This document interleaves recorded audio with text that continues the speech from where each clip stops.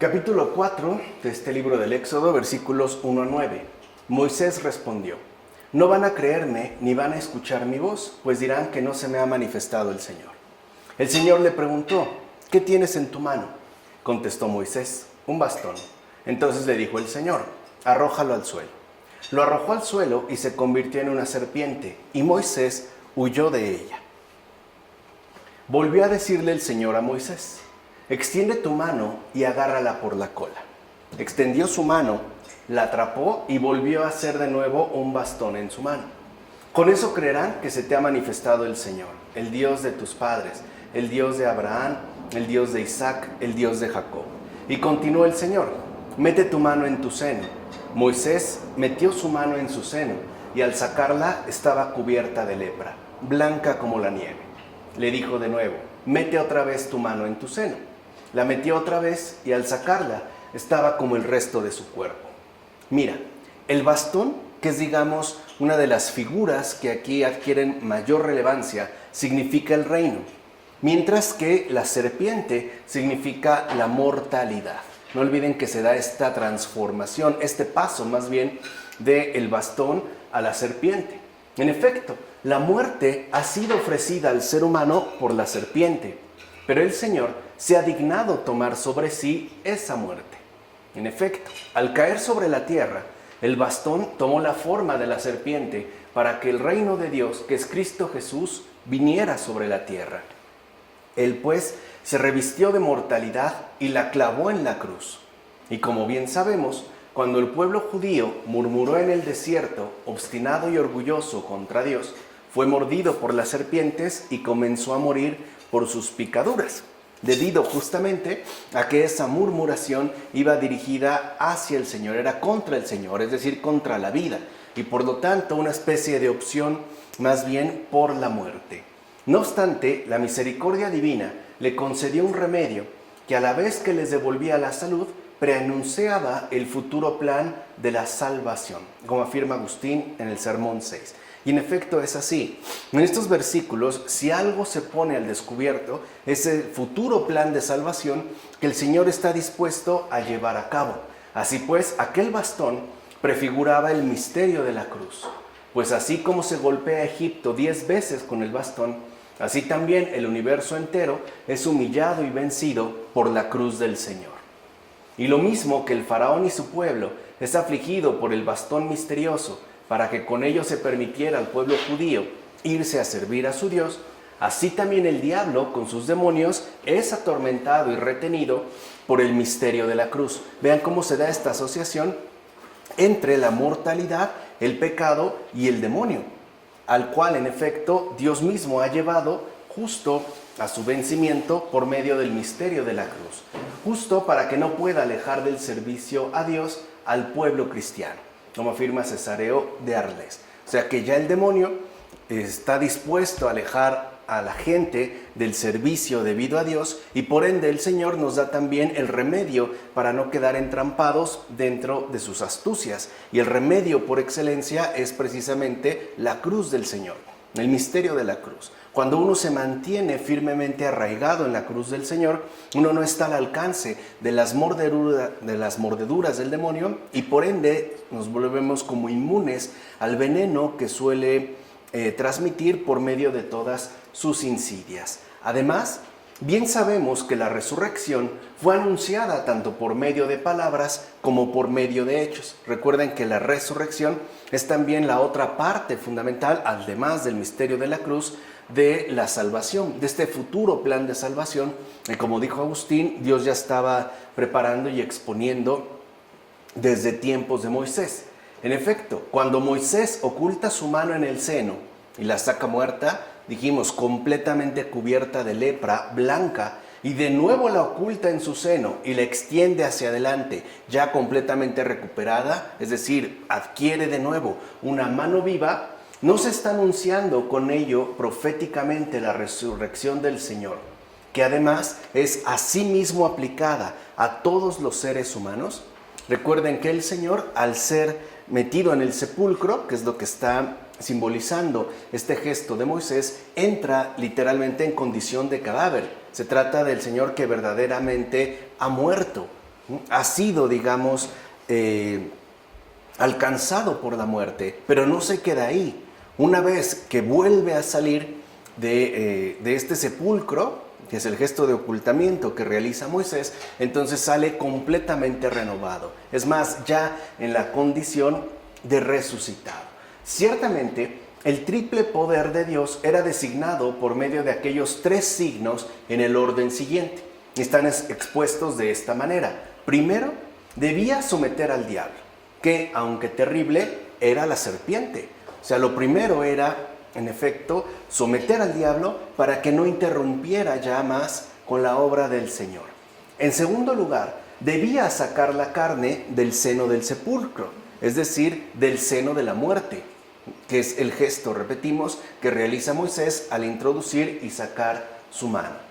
Y finalmente, de este modo, debía hacer comparecer en juicio a toda sangre, como afirma Tertuliano en Sobre la Resurrección de los Muertos. Quiere decir que esta comparecencia en juicio a toda sangre involucra que todo ser humano ya no tiene ningún tipo de pretexto o excusa para afirmar que el servicio debido a Dios se vio dificultado, por ejemplo, por el más terrible de los enemigos, el diablo. Porque, como hemos dicho, ha sido vencido ya por el misterio de la cruz. Por eso no tendríamos ningún tipo de excusa para decir que hemos quedado desprotegidos o bien al alcance del veneno mortífero que el diablo transmite en este mundo. Ahora bien, en muchos pasajes de la Escritura, la mano es símbolo de los hechos. Cuando alguien dice, ¿no?, pongamos manos a la obra, se está refiriendo a la mano en un sentido muy concreto de realización. Por eso es que, en efecto, en muchos pasajes de la Escritura, la mano aparece y además como símbolo de los hechos. En cambio, el pecho de Moisés, que es hacia donde él introduce su mano, tiene 2 significados. El primero, en correspondencia con el sentido literal, hace la acción del que la realiza como la nieve y la lepra, según dice el hebreo. El segundo, en sentido espiritual, muestra más bien que la conducta es pura, y así la mano es restaurada a su naturaleza propia según la voluntad divina, como afirma Orígenes en los comentarios al Evangelio de Juan. O sea que la resurrección del Señor está apuntalada en un primer momento hacia Él mismo, que sale resplandeciente justo, ¿no?, de blancura, es decir, de gracia, de resurrección, pero también con ello manifiesta su verdadera naturaleza propia, incorruptible, eterna. Una naturaleza que, por cierto, de igual manera nos ha sido ofrecida a todos y cada uno de nosotros, la cual se alcanza por medio de una conducta pura, es decir, asistida por la gracia, que es a su vez la voluntad divina, o sea, aquello que Dios quiere para todos y cada uno de nosotros. Por último, este gesto de Moisés también significa que el pueblo judío quedaría manchado y enfermo al apartarse del Señor Jesucristo. O sea, también se está haciendo referencia a la condición en la cual quedaría, condición de enfermedad, ¿no?, el pueblo judío justo al apartarse, al rechazar al Señor Jesús. Pero igualmente recobraría la primitiva liberación al convertirse de nuevo a Él, aun cuando esto suceda, como han insistido ya los padres de la Iglesia, al final de los tiempos. Quiere decir que su estado actual todavía de corrupción no es ni permanente ni definitivo. También el pueblo judío está llamado a conformar el cuerpo único de Dios que ha instaurado el Señor Jesucristo por medio de su respectiva vida, pasión, muerte y resurrección. Bueno, esto lo afirma Casiodoro en el comentario a los Salmos. Versículos 10 a 17 de este capítulo 4. Dijo entonces Moisés al Señor: Señor, desde siempre he sido un hombre premioso de la palabra, y aún ahora que has hablado a tu siervo, sigo siendo torpe de boca y de lengua. El Señor le respondió: ¿Quién ha dado boca al hombre? ¿O quién hace al mudo o al sordo? ¿Al que ve o al que no ve? ¿Acaso no soy yo el Señor? Ve pues que estaré en tu boca y te enseñaré lo que has de decir. Replicó Moisés: Señor, envía otro a quien quieras. Entonces se inflamó la ira del Señor contra Moisés y dijo: ¿No está tu hermano Aarón el levita? Sé que habla muy bien. Él va a salir a tu encuentro y cuando te vea, se alegrará en su corazón. Háblale y pon tus palabras en su boca. Yo estaré en tu boca y en la suya, y os enseñaré lo que habéis de hacer. Él hablará por ti al pueblo. Él será como tu boca y tú serás como su Dios. Para empezar, el propio Moisés reconoce que no tenía habilidad para hablar. Era la palabra que aquí emplea este padre de la iglesia, es álogos. No tenía literalmente ni una buena dicción, ni una buena manera de hablar. Carecía de esta habilidad en el habla. Y él mismo lo reconoce delante del Señor, lo cual puede ser traducido correctamente al latín como sin palabra y sin razón. Quiere decir que no destacaba por ser una persona inteligente y tampoco por ser un gran orador.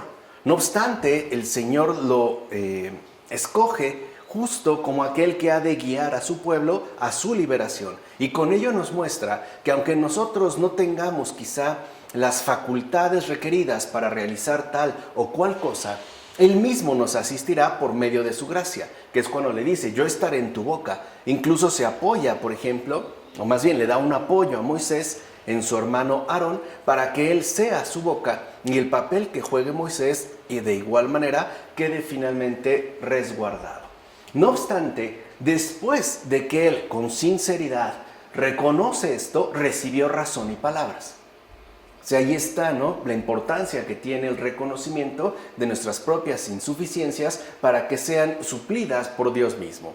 Pues bien, también el pueblo de Israel, antes de que recibiera la ley, estaba mudo, o sea, sin palabras y sin razón. Era, por decirlo de alguna manera, un pueblo más entre pueblos. No tenía algo que fuera distintivo en términos ya de logos. En términos, si lo quieren ver así, de ley, aun cuando ya hubiera una adopción particular por medio del Señor desde tiempos de los patriarcas. Carecía de esta luz, carecía de logos, palabra y razón, por lo menos hasta que no le fue concedida al pueblo de Israel la ley, que como sabemos la recibió por medio de Moisés. Pero después, en efecto, ya recibió las palabras y también la razón a través de Moisés. Así pues, el pueblo no admite ahora lo que antes sí admitió con Moisés, que es sin palabras y sin razón. Y por tanto, que no tiene razón ni en lo que hace, ni en lo que dice. Porque si rechazamos al logos fundamental, en el cual de hecho está basada la ley, lo que termina sucediendo es que este episodio preparativo, que es la entrega de la ley, se viene abajo porque seguirían igualmente sin razón, por despreciar a logos, y también sin palabra. Ya no tienen prácticamente nada que decir, como en efecto sucedió. Después de esta ley, de los profetas, de los salmos y con la venida del Señor, el pueblo de Israel como tal ya no ha podido decir nada. Y esta es una confirmación clara de un hecho. ¿O acaso no te parece que es una confesión de estupidez muda cuando ninguno de ellos puede en efecto dar una explicación de sus preceptos legales ni de sus vaticinios proféticos por carecer de la luz de Logos? Como afirma Orígenes en sus homilías sobre el Evangelio de Lucas. Recordemos que Orígenes mantuvo durante mucho tiempo una fuerte controversia con los intérpretes judíos, porque lo que insistía una y otra vez Orígenes es que estos, a pesar de la sabiduría que poseían y que era una sabiduría que aún se preservaba a partir de la fuente en la que se basaban, que era la ley, finalmente carecían de la luz de Logos, porque habían rechazado al Logos mismo. O sea, sin el Logos, la ley finalmente también se vuelve muda, estéril y alógica. O sea, no quiere decir que sea irracional, simple y sencillamente carece ya del esplendor y de la fuerza que sí transmite Logos. Por eso Orígenes va a insistir en que ahora no son los judíos los que tienen la luz de Logos, sino los cristianos, o sea, aquellos que han aceptado la venida del Señor. Mira, Moisés andaba dudoso y vacilaba en ir al pueblo, y tenía razón. En primer lugar, porque reconocía sus respectivas limitaciones, incluso, podemos decirlo así abiertamente, sus carencias, que eran muy notorias. Imagínense que alguien de nosotros nos enviaran a dar un discurso ante una enorme multitud y se nos traba la lengua, por ejemplo, o tartamudeáramos de una manera frenética, nos sentiríamos sumamente cohibidos. Pero Dios habló con él y le dio indicaciones para que se pusiera en marcha. O sea que en el cumplimiento de la misión, en el cumplimiento que uno mismo está llamado a realizar, no tenemos por qué quedarnos estancados en lo propio. Más bien tendríamos que optar por lo suyo para seguir adelante. En verdad, no es dificultad para Dios abrir la boca de la persona que se ha entregado a Él y darle confianza para hablar. O sea, si el Señor nos pide algo, por ejemplo, como en el caso de Moisés, ir y hablar, y no tenemos esta capacidad, no importa. Él mismo nos va a dar lo que resulte necesario para poder llevarlo a cabo. Por ejemplo, en el caso de Moisés, el hecho de que su boca se volviera elocuente y que además adquiriera no solo esta capacidad de discurso, sino también una confianza interior para no mantenerse callado. Y eso también era parte del Señor, le da el envío. Así pues, y este es como digamos, uno de los puntos centrales, en este caso para Moisés, él va a aprender, y es lo que también le tiene que enseñar al pueblo de Israel, que nadie debe desconfiar del poder de Dios.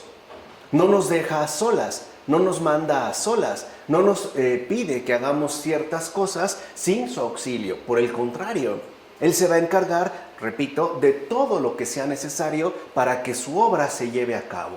De hecho, nadie debe pensar en tiempos de persecución en los peligros que le acarrea el diablo. Está hablando en estos momentos muy particulares donde en efecto la persecución romana contra los cristianos era sumamente intensa. Una cosa que, por cierto, en el mundo contemporáneo también estamos viviendo. Hay muchos cristianos alrededor del mundo que son duramente perseguidos e incluso que han llegado a ser asesinados. Y claro, algunos pueden caer en temores fuertes pensando en los peligros que implica el hecho mismo de ser cristiano. No obstante, como afirma este padre de la iglesia, nadie debe detenerse en estos peligros, sino que más bien, y esa es la clave, debe considerar que es Dios mismo el que le concederá su respectivo auxilio. En pocas palabras, no nos va a ocurrir absolutamente nada que Él no quiera. Y si sucede, algo ha querido. Y habrá también que hacer oración para entender de qué se trata. Sobre todo, habrá que ejercitar intensivamente la paciencia y la confianza. En efecto, todo ser humano, y esa es la gran lección para Moisés, todo ser humano debe fortificar la fe con la protección y el auxilio de Dios. Y esto es sumamente muy importante. O sea, el Señor no envía a sus elegidos a que hagan las cosas sin recibir su respectivo apoyo. De hecho, lo que alimenta nuestra fe, aquello que verdaderamente la fortalece, es la protección y el auxilio divino a lo largo de toda nuestra vida. O sea, no vamos pues de cero, como en el caso de Moisés. Le está diciendo lo que tiene que hacer. Moisés expone con sinceridad la carencia que reconoce en sí mismo y Dios lo va a componer, ¿no? Él se va a encargar también de esta situación que Moisés ha reconocido. Y es esto lo que va a incrementar la fe. O sea, no tenemos por qué andar pensando en situaciones meramente hipotéticas. Por ejemplo, si Dios me ayudara en tal o cual cosa, entonces mi fe se incrementaría. No, tengo que remitirme a las situaciones concretas que a lo largo de mi vida se han ido dando en mi relación con Dios. Y de ahí entonces obtener esta fortificación de la fe que requerimos, ya que justamente en esto consisten los méritos de nuestra fe. O sea, en recurrir y retornar una y otra vez a la protección y auxilio que Dios nos ha manifestado, repito, a lo largo de nuestra vida. Tanto, a lo mejor, en situaciones ciertamente dramáticas como en situaciones ordinarias. Es decir, cada uno recibirá la ayuda de Dios en la medida en que confíe recibir de Él todo lo que necesite. Y esto es algo importante que debemos recuperar para el mundo actual. No se trata, repito, de que nuestra fe quiera aferrarse a situaciones hipotéticas pero irreales. No, partir de la intervención concreta de Dios en términos de protección y auxilio para fortalecerla, porque al final la ayuda de Dios siempre está a nuestro alcance. El problema está en que no confiamos recibir de Él todo lo que necesitamos. Otra vez, como si solamente nos encargara una cosa, pero no nos suministrara todo lo que nos resulte sumamente necesario para llevarlo a cabo. Así pues, se da como una especie de regla proporcional. Si yo no confío en Dios, o sea, si yo realmente no confío el hecho de recibir de Él todo lo que necesite, entonces su ayuda no aparece. Y no es ciertamente porque Él nos desatienda o esté ocupado o pase por alto, no le importemos. Es porque nuestra confianza no está siendo adecuadamente dirigida a Él. Entonces, ayuda de Dios y confianza en Él siempre son inseparables. Así pues, nunca olvides que nada hay imposible para el omnipotente. No tenemos por qué reducir a Dios a una especie de caricatura impotente que puede ayudarnos en ciertas cosas, pero no en otras. O sea, también no nos olvidemos que estamos en relación con el omnipotente. De tal convicción dependerá que decaiga o no la fe del destinatario. O sea, como afirma Cipriano en la exhortación al martirio, dirigido a Fortunato. Y tiene razón. O sea, ¿en qué medida mi fe se incrementa? Pues en la medida en la que yo confío que para Dios nada es imposible, aun cuando humanamente se vea todo perdido. Si yo sigo esta línea, mi fe decae. ¿Por qué? Porque estoy desconfiando, por un lado, de Dios y no estoy reconociendo que sea el omnipotente. Simplemente para mí sería una especie de ayuda secundaria que puede o no ser efectiva. Ahí se daría una especie de vacilación. Por el contrario, si yo tengo una plena confianza en el Señor, de que Él todo lo puede y de que Él me librará incluso de las mayores tribulaciones que atraviese, mi fe se fortalece debido justamente a esta convicción. Por eso repito, no podemos dejar de lado el hecho mismo de que para Dios nada es imposible. Pero no solo es un dicho, tiene que convertirse en una experiencia, tenemos que asimilarla, especialmente cuando tenemos tantas y tantas oportunidades para lograrlo. Es decir, especialmente cuando tenemos que atravesar, nos guste o no, tantas y tantas dificultades en este mundo. Por otra parte, el mismo Dios y Señor decía a los apóstoles abriendo la boca: recibid el Espíritu Santo. Con lo cual declaró que era aquel que había dicho a Moisés: yo abriré tu boca y te enseñaré lo que debes decir. O sea, este tipo de gestos, por ejemplo, para los apóstoles que conocían bien las Escrituras, o sea, lo que hoy nosotros llamamos el Antiguo Testamento, era un indicio claro de que este Señor Jesús era justamente el Dios mismo que se le había revelado a Moisés hacía bastante tiempo. Por este tipo, insisto, de gestos que a lo mejor pueden pasar desapercibidos, al menos para nosotros, pero no para ellos. Así pues, esta sabiduría divina es la que infunde en el alma de los santos su gracia y revela el conocimiento para que puedan contemplar su gloria, es decir, su verdad, como afirma Ambrosio en las cartas. De tal manera que entonces la fe, para quedar plenamente firme y no endeble, tiene que mirar de frente la verdad que se nos ha revelado, la verdad de que Dios nos asiste en todo momento y que lo único que realmente nos pide es confianza. Y habría que añadir al mismo tiempo paciencia. Confianza y paciencia es lo único que nos pide, no porque no pueda, sino porque su obrar, de acuerdo a su sabiduría, tiene sus modos, tiene sus tiempos, que no son necesariamente los nuestros. Pero cuando uno se detiene, medita, interioriza, asimila esta verdad, la fe se va fortaleciendo poco a poco, que es parte también de lo que nos ofrece la contemplación de la sabiduría divina. Mira bien, aquí no se trata de que Moisés abra su boca para que Dios la instruya, pues no le dice: abre tu boca y yo te diré. Más bien, Dios mismo promete ambas cosas. Y eso es algo importante de tener en cuenta. Es decir, Dios mismo le promete a Moisés tanto abrir como instruir. Por eso el Señor nos invita a confiar al comienzo, pero también a seguir confiando pacientemente a lo largo de todo el desarrollo. No olvidemos lo que el propio Señor Jesús le dijo a los apóstoles: no son ustedes los que me han escogido a mí, soy yo quien los escogí a ustedes. Y los escogí para que vayan y den fruto y su fruto sea abundante. Esto es algo muy importante. No somos nosotros los que elegimos al Señor. El Señor nos escogió, Él nos eligió. Y si Él nos eligió, Él mismo nos va a dar, vuelvo a repetir, todo lo que nos resulte necesario. Todo lo que sea requerido necesariamente para llevar a cabo la misión encomendada. O sea, Él nos da tanto esta apertura como la instrucción requerida a lo largo de la vida. No es un manual, ¿no? Como un equipo electrónico que trae un manual y que uno puede leer y más o menos entender. No se trata de una instrucción por adelantado de algo mecánico, porque en efecto no se trata de algo mecánico. La vida humana es una dinámica, ¿no? Es una vivencia sumamente compleja que tiene sus claroscuros, a veces tiene sus momentos luminosos, a veces hay momentos turbios, muy oscurecidos, etc.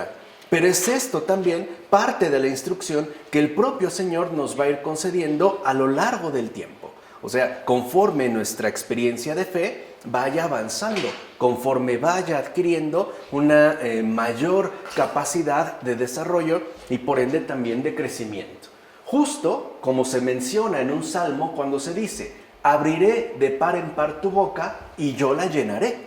O sea, no solo nos da la posibilidad de apertura, sino también esa instrucción o ese contenido que nos resultará necesario para llevar a cabo la misión. Se refiere al Salmo 81. Y por cierto, estos contenidos no son necesariamente algo estrictamente verbales. A veces sí, mediante una instrucción, por ejemplo, catequética. Pero ciertamente se trata de algo todavía mucho más grande, porque la instrucción, en este caso cristiana, la instrucción que Dios pues nos hace llegar a cada uno de nosotros, tendrá que ver con nuestra experiencia de vida muy concreta. O sea, a través de las situaciones y su respectiva conflictividad, su respectiva tensión y también, cómo no, su respectiva resolución, es como iremos adquiriendo esa instrucción que Él mismo nos irá concediendo según sea requerido. O sea que con esto se indica que hay en el ser humano la voluntad de recibir lo que Dios le da al que lo desea. Y esto es algo también muy importante. O sea, en cada uno de nosotros hay una voluntad de recepción, hay una receptividad. Bueno, pero lo importante es que esta voluntad de receptividad, esta recepción en cuanto tal, voluntaria, no se dirija a recibir cualquier cosa, sino aquello que Dios más bien nos ofrece. Porque al final Dios mismo le va a dar a cada uno lo que verdaderamente desea. Y eso es algo que también nosotros a veces deberíamos de tomar muy en serio. O sea, ¿hacia dónde se dirige mi voluntad de receptividad? ¿Qué es lo que estoy recibiendo? ¿Realmente lo que Dios me ofrece o lo que yo elijo según mi propia autosatisfacción? En consecuencia, voluntad humana y gracia divina van juntas, como afirma Agustín en las cuestiones sobre el Éxodo. Y eso es algo fundamental, porque a veces le podemos pedir ayuda a Dios, queremos su gracia, pero de fondo nuestra voluntad de recepción no está abierta a dicha gracia. Quisiéramos más bien otra cosa. Y me parece que de cierta manera es lo que ha denunciado el Papa Francisco al hablar de los cristianos sí, pero.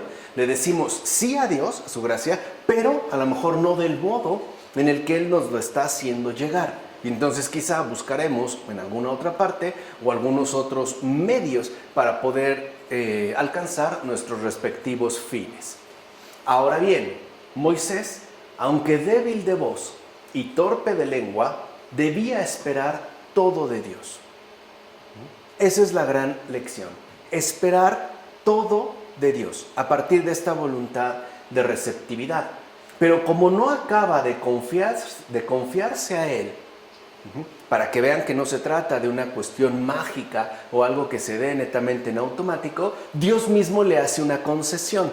Dios mismo, si lo quieren ver así, le brinda un apoyo, pues le abrió la boca por medio de su hermano Aarón, para que él también se sintiera más acompañado y por ende más fortalecido. Acuérdense que estamos hablando de las experiencias de fe prácticamente germinales. Aquí están las bases. Para muchos de nosotros esto de esperar todo de Dios, etcétera, nos puede resultar mucho más familiar. Sí, pero tengamos en cuenta cuánto tiempo ha transcurrido desde entonces. No podemos ser anacrónicos. O sea, también debemos de entender en qué situación específica e históricamente concreta se encontraba, por ejemplo, Moisés. Claro, él no acaba de confiarse a él, pero Dios mismo le ayuda para que alcance esta confianza total que Dios espera de él. Y por eso le va a dar este auxilio, una boca, o le va a abrir la boca por medio de su hermano Aarón, que también es un gesto muy hermoso de vinculación y genuina solidaridad. Y que, dicho sea de paso, como puede resultar ya evidente a estas alturas, va en contra en gran medida de nuestra supuesta autonomía moderna, a la cual nos seguimos aferrando como una especie de cadáver putrefacto y maloliente. Queremos seguir todavía plenamente insertos a esa terrible pesadilla por todo lo que ha provocado y cuyas consecuencias está generando verdaderas historias de terror todavía en estos tiempos. Entonces, aquí hay una solidaridad. O sea, a veces, simple y sencillamente, para llevar a cabo lo que el Señor nos pide, no será suficiente nuestra persona. Requeriremos de alguien más. Por eso no es casual que si uno echa una mirada, aunque sea panorámica, a la historia de los santos, veremos cómo muchos aparecen por parejas, como por ayudas. No tendríamos, de los más conocidos quizá, un San Francisco de Asís y una Santa Clara de Asís. Los dos están conjugados. Y los dos van también como de la mano, haciendo lo que a cada uno le corresponde. Hans Urs von Balthasar y Adrien von Speyer. O San Francisco de Sales y Santa Juana de Chantal, etcétera, etcétera, etcétera. Van en una comunidad. A veces cuando no se da este tipo de reciprocidad antropológica, puede darse una reciprocidad intelectual. Por ejemplo, cuando un santo es sumamente devoto de algún otro ya fallecido, pero que resultaría ser, a final de cuentas, un padre espiritual y también un compañero permanente. No obstante, con respecto a la debilidad de su voz, el Señor, por ejemplo, no quiso conceder nada a Moisés. Vean, porque a veces nosotros creemos que algo nos resulta estrictamente necesario, pero el Señor, que lo sabe todo, que lo conoce todo, que nunca se equivoca, no reconoce esto que nosotros a veces solicitamos. Por ejemplo, en el caso de Moisés, repetimos, con respecto a la debilidad de su voz, el propio Señor no quiso concederle nada. De hecho, lo importante en este caso son las palabras que habría de decir. Y estas palabras no necesariamente iban a ser dichas por el propio Moisés, sino por la boca que le había sido concedida, es decir, a través de su hermano Aarón. De hecho, a Moisés le fue dada la autoridad y a su hermano Aarón el ministerio. Y esto también es un rasgo sumamente importante de tener en cuenta, porque efectivamente la autoridad la tiene Moisés. A Moisés le fue concedida la autoridad, pero no quiere decir que por ello se debía volver autoritario. Al contrario, debía reconocer que él mismo estaba necesitado de asistencia, tanto divina en primer lugar, como el Señor se lo ha dejado claro, como incluso humana a nivel terrenal.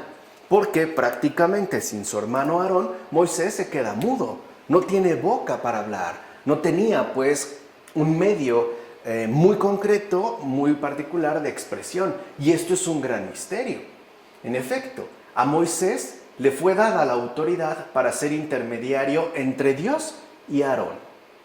Fíjense esto, o sea, Moisés aparece con la autoridad concedida de ser intermediario entre Dios, que es el que recibe la palabra, es decir, el decir, y Aarón, que es el que se va a encargar ¿no?, de transmitirlo. Y Aarón, por su parte, recibió el ministerio de ser intermediario entre Moisés y el pueblo, como afirma Agustín en las cuestiones sobre el Éxodo. Entonces hay aquí como dos intermediaciones muy particulares. La primera, por ejemplo, que se da a partir de Moisés y que remite al hecho de ser intermediario entre Dios mismo y Aarón. Pero Moisés no llega directamente al pueblo. Esto le va a corresponder a Aarón, porque Aarón es el que va a servir como intermediario entre Moisés y el pueblo. Entonces vean aquí dentro de este esquemita lo siguiente que no debemos perder de vista. El esquema en su conjunto comienza por Dios y termina con la gente, lo que a grandes rasgos, en el caso bíblico, se llama pueblo. Pero para que Dios, fíjense, para que Dios pueda hacerse escuchar y manifestar su presencia en el pueblo, se requieren de dos mediaciones previas. La primera es esta intermediación de aquel que mantiene una relación con Dios, pero además tiene alguien a quien decirlo, alguien a quien dirigirlo en particular. Este último es el que va en efecto ahora a tener el encargo, el ministerio, de poder transmitir el mensaje a toda la gente en su conjunto. Esto es lo que hoy en día, a grandes rasgos, vemos dentro de la iglesia. Cuando, por ejemplo, el sacerdote imparte la celebración litúrgica y da su sermón, por eso es tan importante la preparación adecuada del sermón durante la misa, es decir, durante la celebración litúrgica, y no hablar por hablar, ¿no?, porque eso es parte de su intermediación. El sacerdote tendría una intermediación directa entre Dios mismo, para el cual se ha consagrado, y en este caso Aarón. ¿Quién es Aarón? Cualquier laico que asiste a la ceremonia, a la celebración litúrgica, a la Eucaristía. Pero este se convierte en boca de Dios por medio del sacerdote. Así pues, el laico, que en este caso sería Aarón, es el que está llamado a ejercer este ministerio de transmisión entre lo que le ha dicho, o lo que ha escuchado, lo que ha recibido del sacerdote y toda la gente que le rodea. O sea que este esquema de participación mutua no ha cambiado. Se sigue manteniendo ciertamente hasta nuestros días en la iglesia, porque es la manera en la cual Dios ha escogido que llegue o se haga llegar hacia toda la gente, es decir, hacia todo el pueblo. Por eso, por una parte, en el caso del sacerdote, es muy importante la autoridad que se le ha concedido, ¿no?, la autoridad sacerdotal, la digna celebración de la liturgia y, vuelvo a repetir, aunque a veces se le dé escasa importancia, la debida preparación del ministerio, porque ahí es donde estaría lo que hoy llamamos la liturgia de la palabra, o sea, el alimento primario que el laico va a recibir. Pero al laico también le corresponde servir de boca de este intermediario, es decir, del sacerdote. Lo va a hacer a través de un ministerio que llamamos testimonio de vida. Y eso es lo que va a transmitir o será boca del sacerdote. Por eso cuando un sermón no está bien elaborado, cuando no ha brotado pues de una genuina contemplación, no hay después ministerio que lo pueda llevar a cabo, porque no se está nutriendo y a lo mejor tendrá que recurrir a otros recursos. Por ejemplo, a otros libros, a otros textos, a las vidas de santos. Tampoco quiere decir que se va a quedar de brazos cruzados, pero si su primera fuente está descuidada, la preparación del sermón, entonces el ministerio que lleve a cabo Aarón, es decir, el laico, para poder llegar al pueblo, se va a ver sumamente empobrecido. Porque recuerden que el mismo Señor nos dijo algo importante: nadie puede dar lo que no tiene. Por eso es tan fundamental la delicada y profunda preparación de un sermón. Revisen la vida del santo cura de Ars y vean cuánto se llevaba en la escritura de sus respectivos sermones. Y no es casual que sea justamente el patrono de los curas, de los sacerdotes. Él es su patrono. Que vean qué empeño ponía en el sermón, no solo para tener un impacto directo entre sus feligreses, sino por el alcance que esto tiene. O sea, él sabía que tenía la autoridad de Moisés y que como Moisés tenía que dirigirse a Aarón, al laico. Y Aarón, el laico, a su vez, ejercer su respectivo ministerio entre todo el pueblo. Así es como se puede conjugar Dios y la gente. Bueno, mira, se le dice a Moisés que será como un Dios para el faraón, no para el pueblo. Y algo similar ocurre con Aarón, ya que él sería profeta no para Moisés, sino para el faraón. Así pues, aquí se insinúa que los profetas de Dios nos dicen las cosas que oyen de parte de Dios. Por eso el profeta de Dios no es más que el anunciador de las palabras de Dios a los seres humanos. Y esto es algo fundamental, porque el profeta jamás habla por cuenta propia. Nunca. El verdadero profeta de Dios no hace más que anunciar las palabras que Dios mismo le ha hecho saber y le ha hecho llegar. Y además tiene un destinatario, no son para él, son los demás seres humanos, aunque no resulten del todo agradables, como por ejemplo es muy evidente y me atrevo a decir así, hasta palpable, en el caso del profeta Jeremías. Estos últimos, según las circunstancias, o no quieren, o no pueden, o no merecen oír a Dios. Entonces vean, el profeta habla, el profeta ya ha dado el mensaje que Dios le ha transmitido y lo ha hecho llegar. Es pues boca del Señor, es, digámoslo así, voz y palabra. Pero los seres humanos, dadas las circunstancias en las que a veces nos vemos envueltos, o dada nuestro propio descuido, o sobre todo nuestra nefasta negligencia, en el sentido patrístico que ya hemos explicado bastante, o puede ser que no queramos, o bien que definitivamente no podamos, o en el peor de los casos, que no merezcamos oír a Dios. Porque siempre hay un profeta, siempre hay una voz que nos llega, siempre hay alguien hablando de parte de Dios. Pero sucede de manera bastante común que no nos interesa, que no queremos, o que sea por la razón que sea, no podemos, o lo más lamentable y triste de todo, no merecemos oír a Dios. Y por eso no sacamos ciertamente ningún tipo de provecho. Porque algo es claro, no podemos decir de ninguna manera que Dios ha enmudecido o que Dios ha dejado de enviar a sus respectivos profetas. Lo que sí ha seguido ocurriendo es que o no queremos, no nos interesa y sobre todo no merecemos oírle.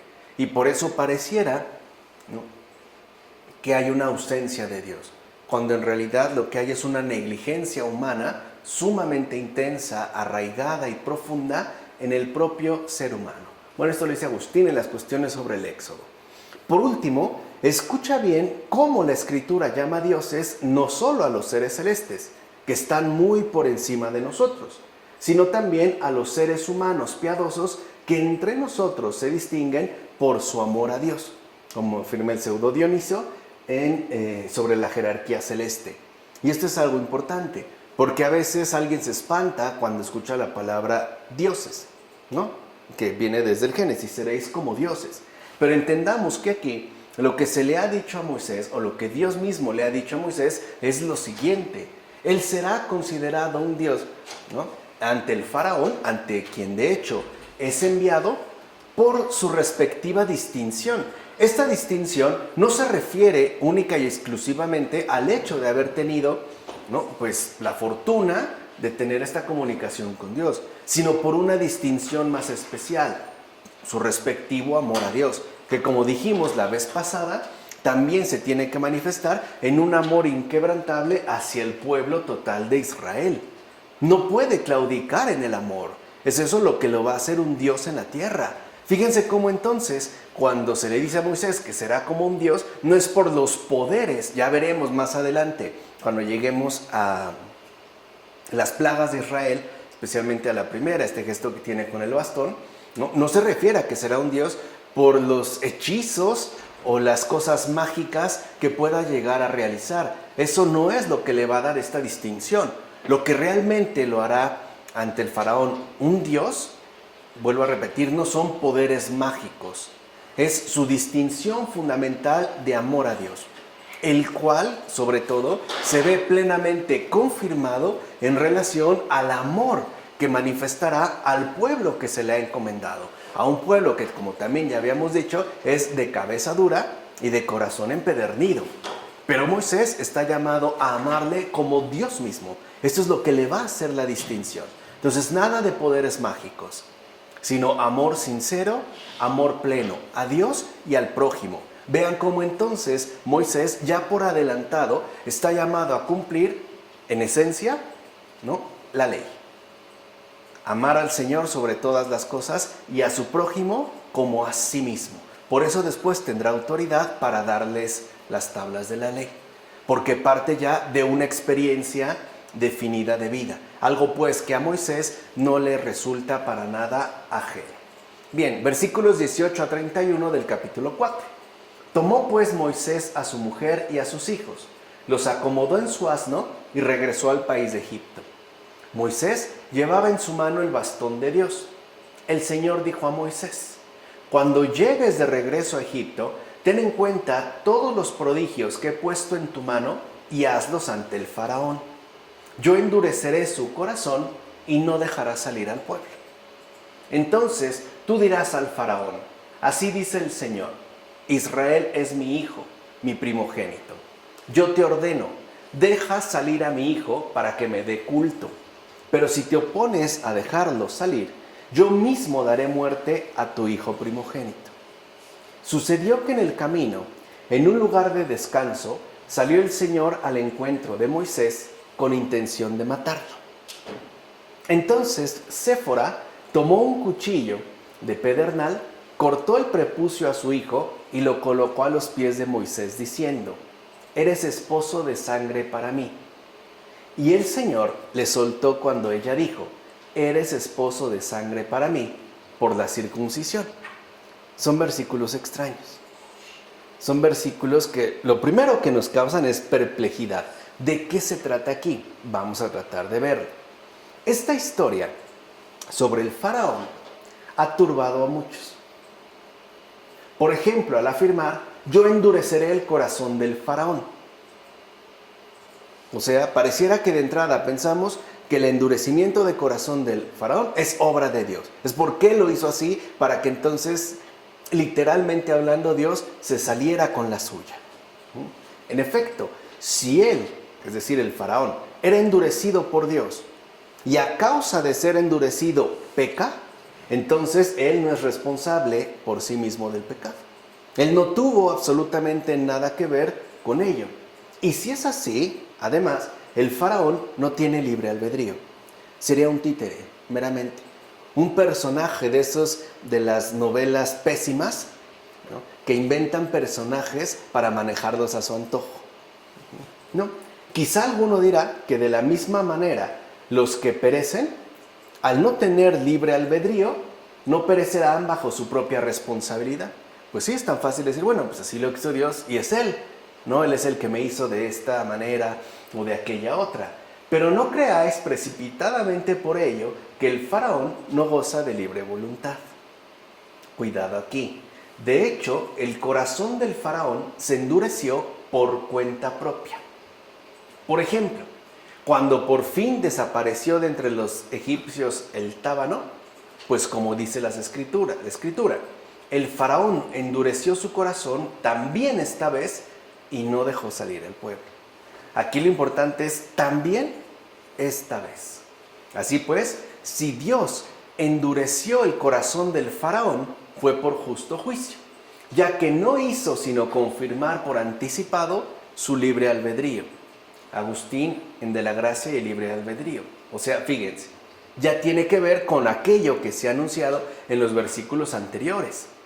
Dios finalmente concede a cada uno lo que quiere, lo que desea. Y esto es un gesto de divina misericordia. Porque Dios, por ejemplo, le va a dar a cada uno lo que éste elija libre y voluntariamente. Por eso dice: yo endureceré. Es decir, es tanto como gracias a mí, él podrá optar por el endurecimiento de corazón. ¿Se entiende ahora el sentido? No es que sea una obligación, es porque Dios se lo ha concedido. Pero se lo ha concedido porque esto es lo que ha querido. Además, es lo que ha querido libre y voluntariamente. Por eso es que siempre es inseparable de nuestro respectivo obrar una carga importante de responsabilidad. Porque al final lo que hacemos, pues, es lo que queremos. Y si lo hacemos es porque Dios nos ha concedido esto que queremos. Y al concederlo quiere decir que nos trata como personas libres y racionales, no como meros títeres o fantasmagorías suyas para tratarlo a su antojo. Esto es muy importante de entender para poder, ¿no?, como disipar a veces muchas inquietudes que tendríamos en relación, por ejemplo, al obrar propio de la gente. A veces decimos, bueno, ¿por qué Dios permitió tal cosa? No es que permitiera, es que se ha tomado en serio esta persona y le ha dado lo que ha querido. Y ya Dios se va a encargar de todo lo demás. Pero en principio quiere decir que no tiene excusa ante el Señor y tampoco ante sí mismo, porque se le concedió lo que quiso. Así pues, que nadie se atreva a censurar la justicia de Dios. Por ejemplo, uniéndose al coro de los paganos o de los maniqueos. Unos diciendo que, bueno, en este caso, pues Dios no interviene o todo es obra del destino. A eso se referiría en el caso de los paganos, ¿no? El destino, la moira pagana, que haga uno lo que haga, ya está dictado de esa manera y es además incambiable. No se puede cambiar. O bien de los maniqueos. Ahí están estos dos principios fundamentales que son el bien y el mal. Además, ambos absolutamente imprescindibles y necesarios, no solo para el mundo, sino incluso para su propia pervivencia. Más bien, que uno esté firmemente persuadido de que no fue la violencia de Dios la causante del endurecimiento, sino la propia iniquidad y una soberbia indomable. De hecho, fue por tal soberbia que el corazón del faraón se endureció tantas veces, pues no estaba para nada de acuerdo con los mandatos de Dios. Aquí está el otro sentido. Yo endureceré el corazón del faraón. Pues sí, porque cuando no nos gustan los mandatos de Dios, nuestro corazón lo rechaza. Y esto es parte también de nuestro libre albedrío. Es un efecto, pues, desprendido de ahí. Pero es por Dios, es decir, porque no nos gusta la verdad, porque no nos gusta la luz, porque no nos gusta la caridad, porque no nos gustan sus exigencias. Y ahí sí, es por Él. Pero vean, es por Él que uno elige hacer, por ejemplo, esta cerrazón de corazón, este rechazo, este endurecimiento. Por tanto, para que entendáis mejor las cosas, propongo aquí un ejemplo de algo conocido. Mira, al igual que el agua se hiela debido a un frío intenso, el sol la derrite en cuanto sale. Es clara la imagen, ¿no? Pues bien, al ponerse el sol otra vez, el agua se vuelve a congelar de nuevo.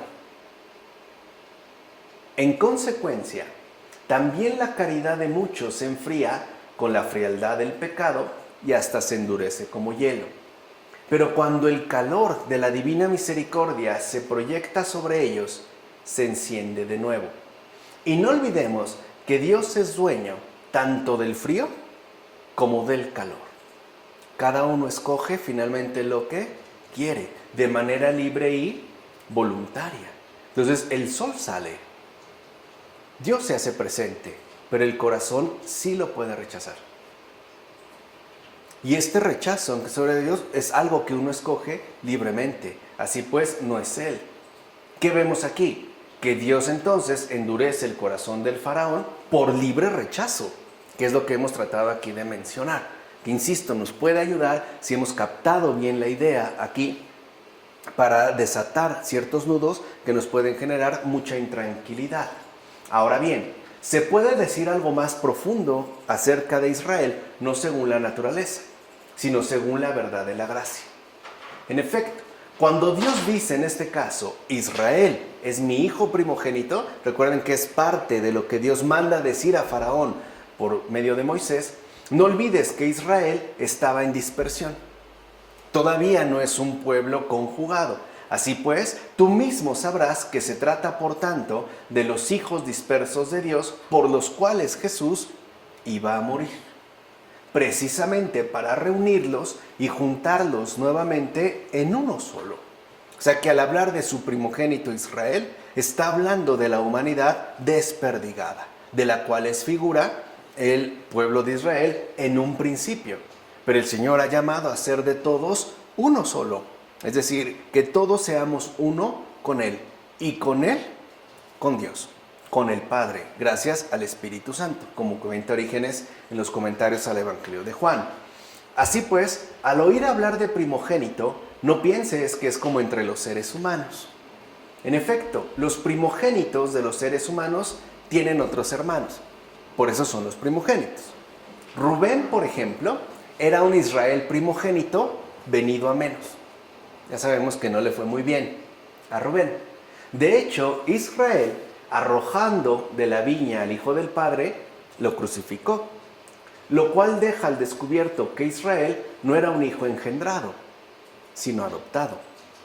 En efecto, solo Cristo es hijo del Padre desde el principio, y por eso existe más allá de todo comienzo. O sea, esta insistencia de los padres de que es verdadero Dios. En consecuencia, Israel es el hijo adoptado, que para nada posee la misma naturaleza del hijo. El hijo del Padre es en todo igual y semejante al que lo ha engendrado, en tanto nacido del Padre eterno, luz de luz y verdad de verdad, como afirma Cirilo de Jerusalén en las catequesis. Porque sería muy fácil decir que en efecto el pueblo de Israel, el pueblo judío en estos tiempos, es el primogénito. Pues no, también este es un pueblo adoptado, como después va a ser adoptado también el pueblo de los gentiles, para ser de todos uno solo. No está, digamos, la primogenitura no le corresponde precisamente a Israel, le corresponde a Cristo. Él es el único y verdadero primogénito. Todos los demás, incluido el pueblo de Israel, somos adoptados. Y esto es también para entender que no solo los gentiles somos producto de la adopción, también el propio pueblo de Israel. Ahora bien, respecto a Moisés, está claro que él habría estado en peligro mientras descansaba si Séfora, que se interpreta como pájaro, esa sería su significación de Séfora, pájaro, no hubiese circuncidado a su hijo y le hubiese cortado el prepucio del matrimonio con el cuchillo que prefiguraba el Evangelio, como afirma Jerónimo en Contra Joviano. Y eso es algo que también debemos de tener en cuenta. Recuerden cuando hablamos que la ley, en cuanto tal, es lo que le dio palabra y razón al pueblo de Israel. Cuando esta ley es arrancada de lobos por desprecio, pues, a Cristo, lo que viene a continuación es muerte, que también era un tema que, como hoy empezamos a ver, está presente en este capítulo 4. Entonces, aquí puede observarse lo siguiente, porque recuerden que está de por medio la cuestión de la circuncisión. A todo aquel que no se desprende, que literalmente no se arranca la suciedad del corazón, porque ese es el cuchillo, ¿no? La hoja afilada que es la ley dada al pueblo de Israel por medio de Moisés. Con el anuncio del Evangelio le sobreviene la muerte espiritual.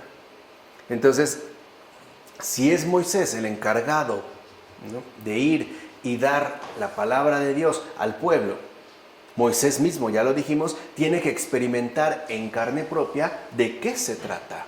Cuando vemos que Dios amenazó con matar a Moisés, está dando una figura, está dando un mensaje. ¿Cuál es el mensaje? Que el pueblo tiene que aprender a arrancarse la suciedad del corazón.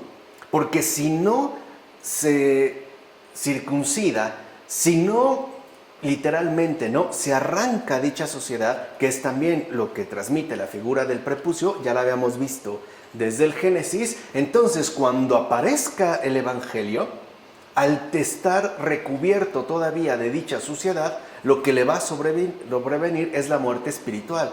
¿Qué es la muerte espiritual? El rechazo de la obra de Dios, y por ende uno queda en tinieblas. Esta es la figura.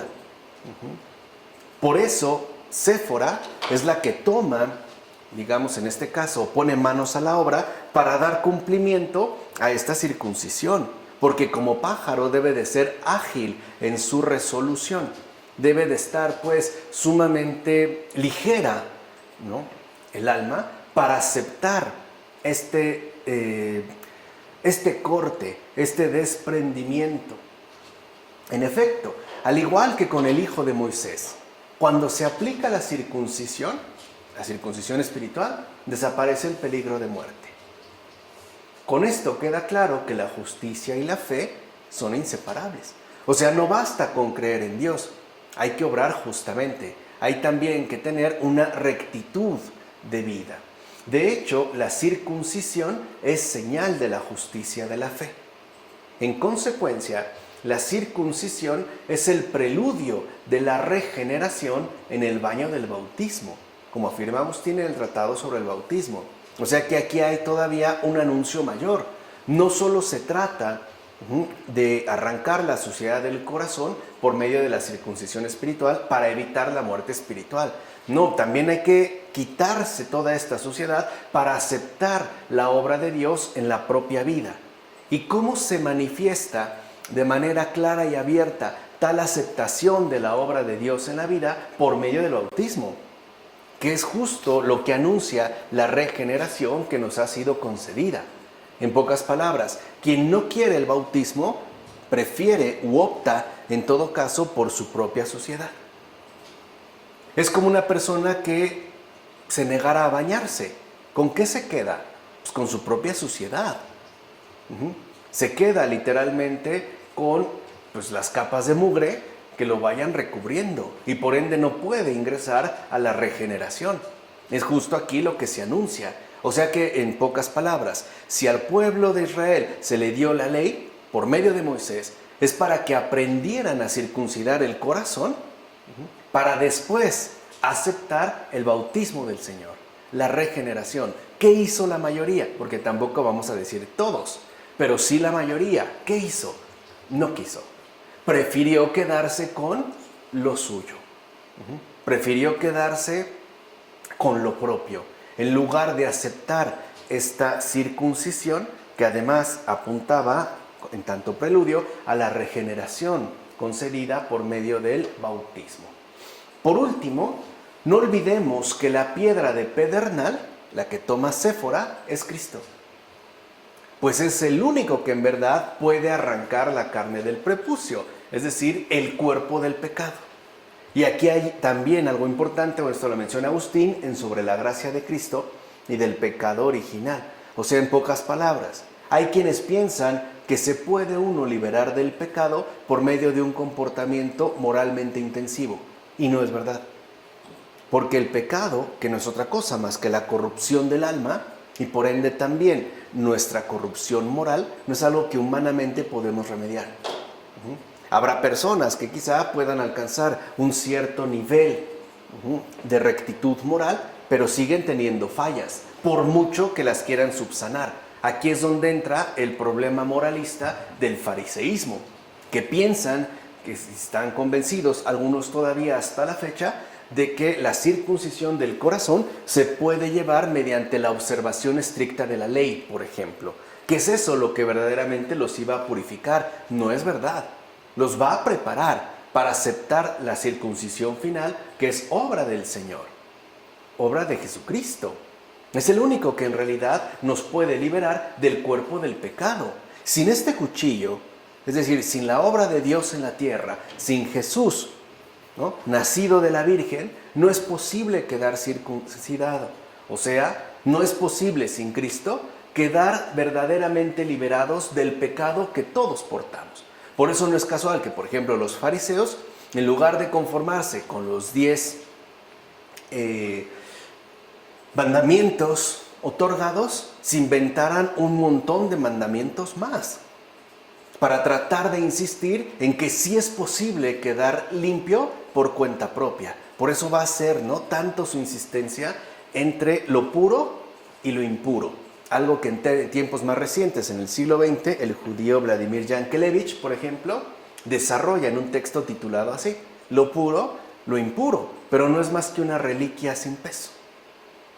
Porque es otra vez la insistencia de que mediante ciertos comportamientos basados en la ley podemos quedar finalmente sin ningún tipo de impureza, es decir, puros de corazón o bien circuncidados. Y es mentira, porque incluso aunque uno alcanzara un nivel